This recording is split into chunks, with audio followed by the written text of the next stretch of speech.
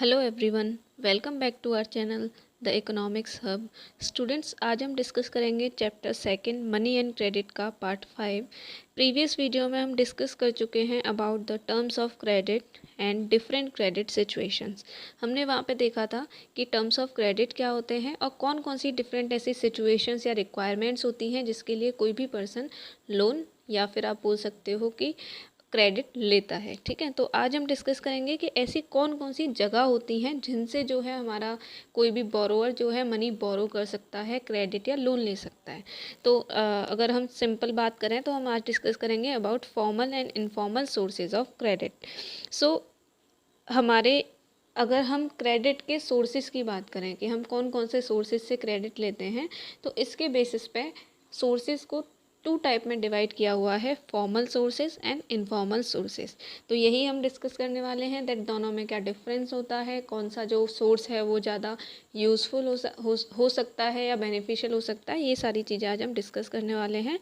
तो सबसे पहले हम देखेंगे फॉर्मल सोर्सेज। देखो, फॉर्मल यानी आप एक तरीके से समझ सकते हो ऑर्गेनाइज्ड, जिसमें कि सारी जितनी भी एक्टिविटीज़ हैं वो एक ऑर्गेनाइज्ड वे में परफॉर्म होती हैं, और इनफॉर्मल यानी अनऑर्गेनाइज्ड, जिसमें कि एक्टिविटीज़ अनऑर्गेनाइज्ड वे में फॉर्म होती हैं। तो यहाँ से आपको थोड़ा लिंक करोगे तो चीज़ें क्लियर होंगी। तो फॉर्मल सोर्सेज क्या होते हैं?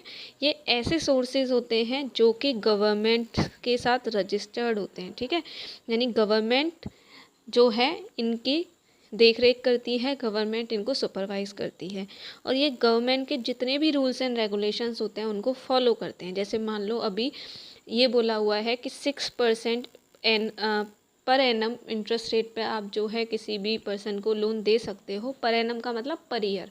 ठीक है, तो इट मीन्स क्या है, जितने भी फॉर्मल सोर्सेज हैं उनको ये फॉलो करना पड़ेगा। तो क्या होता है फॉर्मल सोर्सेज? जो कि गवर्नमेंट के अंडर रजिस्टर्ड होते हैं और रूल्स एंड रेगुलेशंस को फॉलो करते हैं। यही हमने ऑर्गेनाइज सेक्टर में पढ़ा था, तो कहीं ना कहीं ये दोनों लिंक करते हैं। ठीक है, अब सेकंड चीज़ क्या होती है कि इनको कौन सुपरवाइज करता है? देखो, ये सारी एक्टिविटीज़ किसके अंदर आती हैं? बैंकिंग एक्टिविटीज़ के अंदर। और हमने बहुत जगह देखा हुआ है कि जो हमारी बैंक्स को जो होल्ड करती है, बैंक्स को जो सुपरवाइज करती है, वो कौन है? आरबीआई। तो आरबीआई क्या करती है? हमारे जो फॉर्मल सोर्सेज ऑफ क्रेडिट होते हैं उनको सुपरवाइज करती है, उनकी फंक्शनिंग को सुपरवाइज करती है कि कोई भी रूल्स एंड रेगुलेशंस को फॉलो कर रहा है या नहीं कर रहा। और कई बार अगर कोई नहीं करता है फॉलो तो उसके अगेंस्ट में एक्शन लेती है, यानी सुपरवाइज किया जाता है with the help of RBI. Okay, तो ये दो पॉइंट क्लियर होते हैं हमारे। उसके बाद क्या है कि ये जितने भी फॉर्मल सोर्सेज होते हैं क्रेडिट के, वहाँ से हमें फ़ायदा क्या है? सबसे मेन फ़ायदा क्या है कि अगर आप किसी भी फॉर्मल सोर्स से लोन लेते हो, क्रेडिट लेते हो, तो आपको काफ़ी लोअर रेट पे, लोअर इंटरेस्ट रेट पे लोन मिल सकता है। ठीक है, क्योंकि इनका जो मोटिव होता है वो सोशल वेलफेयर होता है। यानी जो फॉर्मल सोर्सेज हैं वो क्या चाहते हैं कि ज़्यादा से ज़्यादा लोग लोन लें और अपनी जो भी नीड्स हैं उनको फुलफ़िल करें। यानी इनका मोटिव जो है प्रॉफिट अर्निंग नहीं होता, इसीलिए ये क्या करते हैं? इंटरेस्ट रेट कम चार्ज करते हैं। अब इसके एग्जाम्पल कौन से हैं, यानी कौन से ऐसे सोर्सेज हैं जो फॉर्मल सेक्टर के अंदर या फॉर्मल सोर्सेज के अंदर आते हैं? तो इसमें आते हैं हमारे बैंक्स एंड कोऑपरेटिव्स। यानी जितनी भी बैंक्स हैं, जितने भी कोऑपरेटिव्स हैं, अगर आप उनसे लोन लेंगे तो आपको क्या फ़ायदा होगा कि ये क्या है? गवर्नमेंट के अंडर रजिस्टर्ड होंगे, गवर्नमेंट के रूल्स को फॉलो करेंगे। आप जो भी इनसे लोन लोगे उसका जो इंटरेस्ट रेट है वो काफ़ी लोअर होगा। इनकी एक्टिविटीज़ को आरबीआई सुपरवाइज करेगी, तो कोई भी ये इलीगल वर्क नहीं कर सकते। ठीक है, और इनका जो मेन मोटिव होता है वो सोशल वेलफेयर होता है। तो ये इस तरीके से हमारा हो गया फॉर्मल सोर्सेज ऑफ क्रेडिट। अब अगर हम बात करें इनफॉर्मल सोर्सेज की, तो इन फॉर्मल सोर्सेज के अलावा आप कहीं से भी क्रेडिट लेते हो, वो आ जाता है हमारा इनफॉर्मल सोर्सेज के अंडर।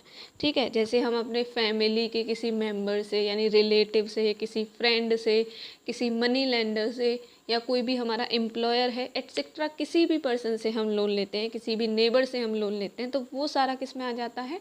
इनफॉर्मल सोर्सेज में। ठीक है, तो ये एक तरीके से अनऑर्गेनाइज्ड सेक्टर होता है, तो हम उसी चीज़ को कनेक्ट करके पढ़ने वाले हैं। तो इनफॉर्मल सोर्सेज क्या होते हैं? इनफॉर्मल सोर्सेज वो सोर्सेज होते हैं जो कि किसी भी गवर्नमेंट के अंडर रजिस्टर्ड नहीं होते, यानी गवर्नमेंट का उन पर कोई भी कंट्रोल नहीं होता। अगर आप अपने फ्रेंड से लोन ले रहे हो, आप अपने नेबर से लोन ले रहे हो, तो अगर वो आपसे 60% 70% पर ईयर भी इंटरेस्ट रेट चार्ज करता है तो आपको देना पड़ेगा। क्योंकि गवर्नमेंट इसमें कुछ भी नहीं कर सकती, क्योंकि ये गवर्नमेंट के अंदर रजिस्टर्ड नहीं होते, गवर्नमेंट का इन पे कोई भी कंट्रोल नहीं होता। तो यानी आप बोल सकते हो कि वो सारे यूनिट्स या वो सारे सोर्सेज जो कि गवर्नमेंट के अंडर, गवर्नमेंट के कंट्रोल में नहीं आते हैं, उनको हम क्या बोलते हैं, informal sources of credit. Clear है। उसके बाद नेक्स्ट पॉइंट है हमारा कि ऑब्वियसली जब ये गवर्नमेंट के कंट्रोल में नहीं आते तो इनको कोई भी ऑर्गेनाइज सुपरवाइज नहीं करती। इनकी जितनी भी क्रेडिट एक्टिविटीज़ हैं उनको कोई भी गवर्नमेंट जो है, कोई भी आपकी ऑर्गेनाइजेशन, कोई भी इंस्टीट्यूशन सुपरवाइज नहीं करेगा। यानी जो इनका मन करेगा वो ये करेंगे। लेकिन अगर हम बात करें बैंक्स की और कोऑपरेटिव्स की, अगर वो कोई इलीगल एक्टिविटीज़ करती हैं तो उनके अगेंस्ट में कौन एक्शन लेगा, आरबीआई। ठीक है, तो एक ये डिफरेंस हो गया। उसके अलावा एक और चीज़ क्या है, ये क्या करते हैं, higher rate of interest charge करते हैं।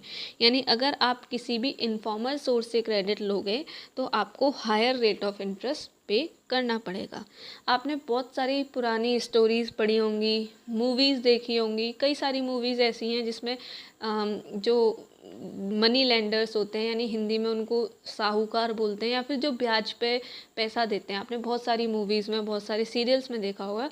तो ये लोग क्या करते हैं, एक्सप्लॉइट करते हैं उन लोगों को, जो भी गरीब लोग इनसे लोन लेते हैं, काफ़ी ज़्यादा उनसे इंटरेस्ट लेते हैं, उनकी ज़मीनें हड़प लेते हैं। तो ये सारे किसके अंदर आ गए, ये सारे आ गए आपके इनफॉर्मल सोर्सेज के अंडर। तभी इनके खिलाफ कोई एक्शन नहीं होता, क्योंकि ये किसी भी गवर्नमेंट के कंट्रोल में नहीं आते। तो यानी अगर हम इनफॉर्मल सोर्सेज से क्रेडिट ले रहे हैं, इट मीन्स आपको क्या करना पड़ेगा, हायर इंटरेस्ट रेट चार्ज करना, पे करना पड़ेगा। क्लियर। अब ये हायर इंटरेस्ट रेट क्यों करते हैं, क्योंकि इनका मेन मोटिव है प्रॉफिट अर्न करना। यानी ये केवल इसीलिए लोन दे रहे हैं ताकि इनको ज़्यादा से ज़्यादा प्रॉफिट हो सके with the help of higher rate of interest. तो इसीलिए ये क्या करते हैं, ज़्यादा से ज़्यादा इंटरेस्ट रेट चार्ज करते हैं। क्लियर है। अब ये कौन कौन से लोग आ गए इसमें, अभी मैंने बताया था मनी लेंडर्स आ गए आपके, कोई भी ट्रेडर्स जिससे आप लोन ले रहे हो, employees, employers, relatives and friends etcetera. तो ये सारे लोग आ गए आपके इनफॉर्मल सोर्सेज ऑफ क्रेडिट में। यानी कोई भी बैंक या कोऑपरेटिव्स के अलावा आप किसी भी जगह से लोन लेते हो तो वो आपका इनफॉर्मल सोर्सेज ऑफ क्रेडिट कहलाएगा। उसके अलावा अगर हम बात करें तो इन लोगों को हम एक और नाम देते हैं जो कि आपकी बुक में नहीं है, एक्स्ट्रा नॉलेज है, इंडिजीनियस बैंकर्स। यानी ये लोग कैसे होते हैं, इंडिजीनियस बैंकर्स होते हैं। ठीक है, इनफॉर्मल सेक्टर को ही हम इंडिजीनियस बैंकर्स बोलते हैं। सो ये हो गया।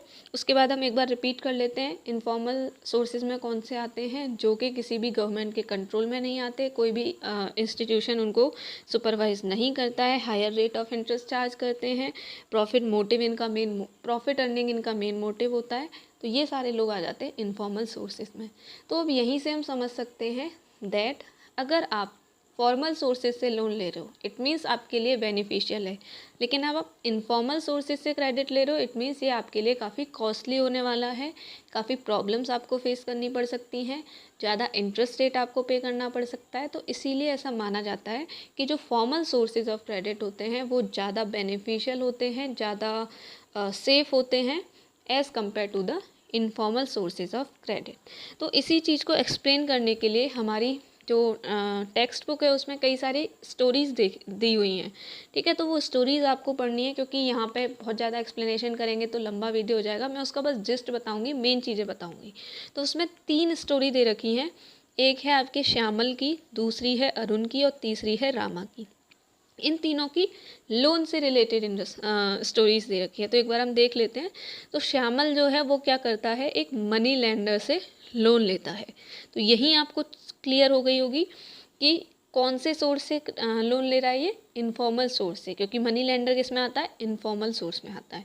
तो ऑब्वियसली अब इसको क्या करना पड़ेगा, बहुत सारी प्रॉब्लम्स फेस करनी पड़ेंगी, बिकॉज अभी मैंने बताया कि इनफॉर्मल सोर्सेज में कई सारी डिसएडवांटेजेस होती हैं। ठीक है, तो एक मनी लेंडर से लोन लेता है, इसका जो इंटरेस्ट रेट है वो है 5% पर मंथ।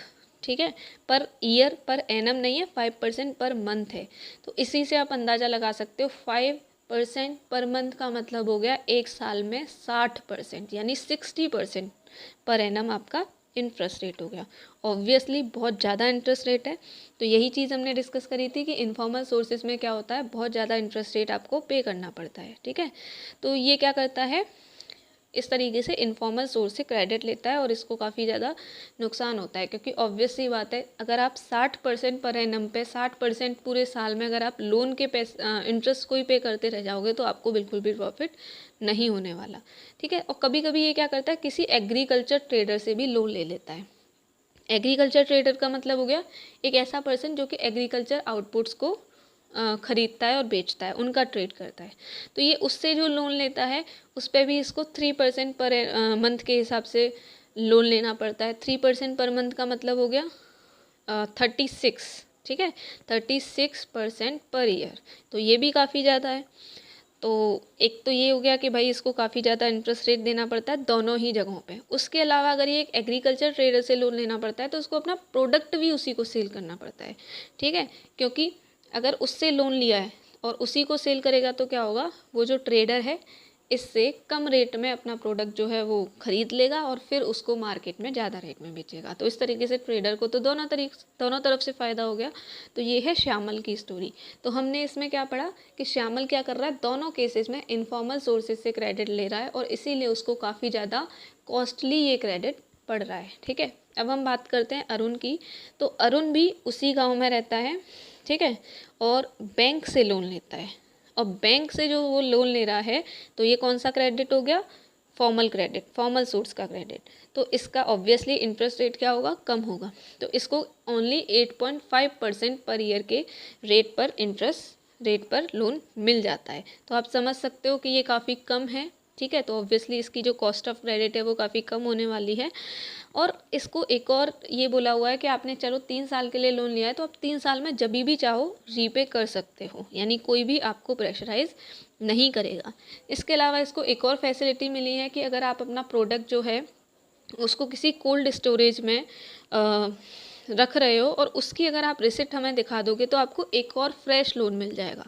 तो ये वाली फैसिलिटी भी बैंक इसको प्रोवाइड कराती है।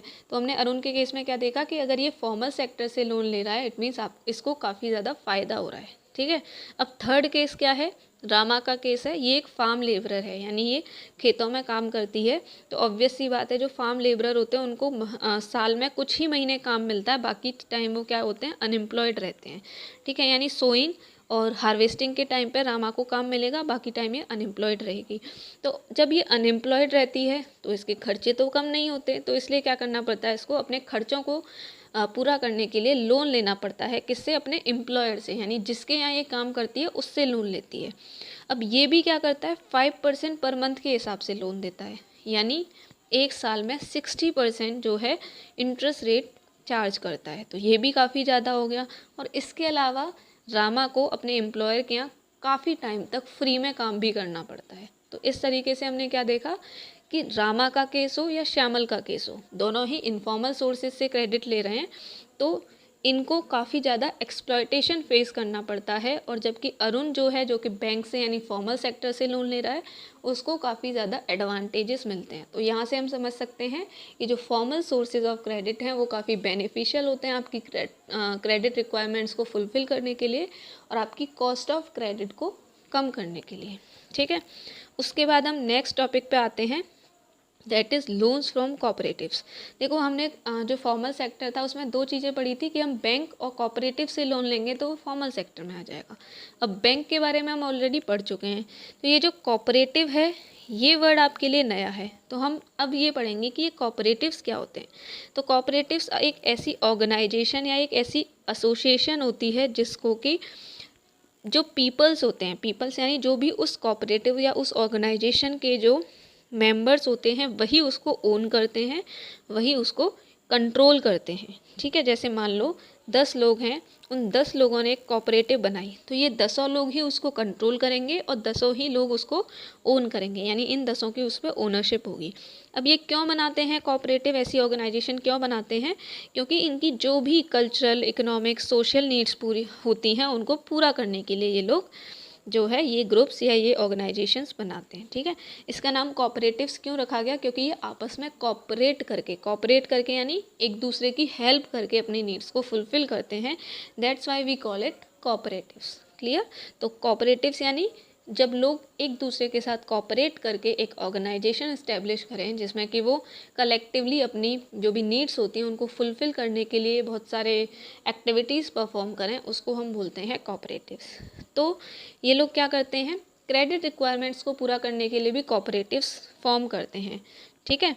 सो बैंक के अलावा जो चीप क्रेडिट प्रोवाइड करती हैं रूरल एरियाज़ में वो कौन सी हैं, कोऑपरेटिव सोसाइटीज़ हैं। यानी बैंक तो करती हैं लेकिन बैंक के अलावा जो कोऑपरेटिव सोसाइटीज़ हैं वो भी काफ़ी चीप इंटरेस्ट रेट पे लोन प्रोवाइड करती हैं। ठीक है। अब ये करती कैसे हैं, कहाँ से इनके पास पैसा आता है, तो जो भी कोऑपरेटिव्स के मेंबर्स होते हैं, लाइक जैसे 10 मेंबर्स हैं, तो इनके जितने भी डिपॉजिट्स होंगे, ठीक है, ये क्या करेंगे, इस कोऑपरेटिव में जमा कर देंगे। जैसे मान लो इन सबको पर मंथ 10,000 रुपीज़ का अगर सेविंग होती है या जितने की भी होती है, ये इतना क्या कर देंगे, उसी कोऑपरेटिव में जमा कर देंगे। ठीक है, यानी डिपॉजिट कर देंगे। और जब भी इनमें से किसी भी पर्सन को लोन की नीड होगी तो उसी डिपॉजिट में से वो क्या कर सकता है, क्रेडिट ले सकता है। और सिक्योरिटी के बेसिस पे क्या हो गया, उसने जो डिपॉजिट किया है वो वाला पैसा हो गया।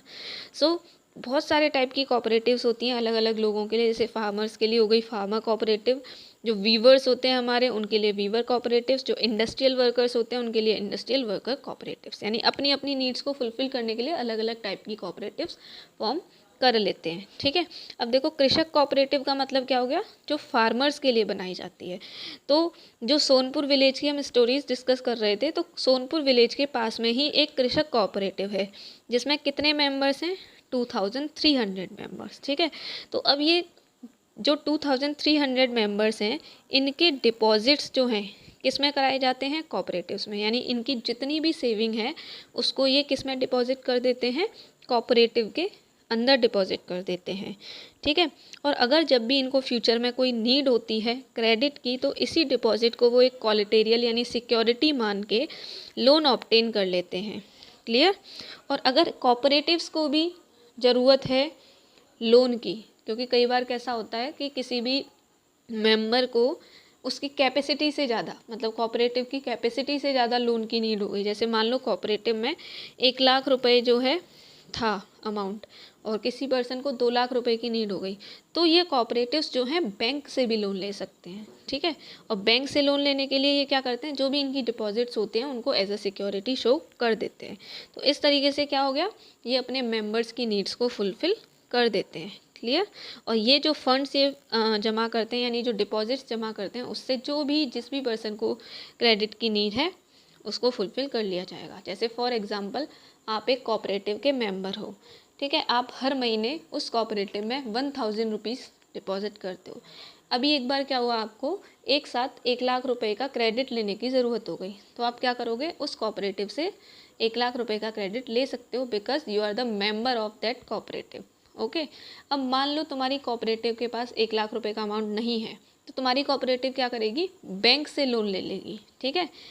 कोलेटेरियल के लिए क्या रख देगी, जो डिपॉजिट्स आप सबने मिलके जमा किए हैं उसको। तो इस तरीके से आपकी जो कोऑपरेटिव्स हैं वो वर्क करती हैं। तो जो कृषक कोऑपरेटिव है वो क्या प्रोवाइड कराती है, लोन प्रोवाइड कराती है। किसको, जो फार्मर्स होते हैं उनको। ठीक है। किसके लिए, कि जो भी एग्रीकल्चर इम्प्लीमेंट्स, जो भी एग्रीकल्चर से रिलेटेड जो भी चीज़ें होती हैं उनको परचेज़ करने के लिए ये फार्मर्स को लोन प्रोवाइड कराती है। ठीक है। तो ये हो गई हमारी लोन फ्रॉम कोऑपरेटिव्स, यानी कोऑपरेटिव्स क्या होती हैं और कैसे वर्क करती हैं।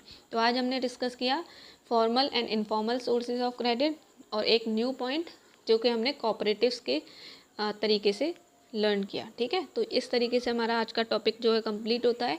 नेक्स्ट जो हमारा लेक्चर होगा उसमें हम ये जो सोर्सेज हैं उसका इंडिया में क्या सिचुएशन है उसको डिस्कस करेंगे। सो मिलते हैं अगली वीडियो में। आई होप एक्सप्लेनेशन जो है समझ आई हो। तो प्लीज़ वीडियो को लाइक कीजिएगा, चैनल को सब्सक्राइब कीजिएगा, शेयर कीजिएगा वीडियो को। मिलते हैं अगली वीडियो में। Till then keep learning, keep growing. Thank you, bye bye.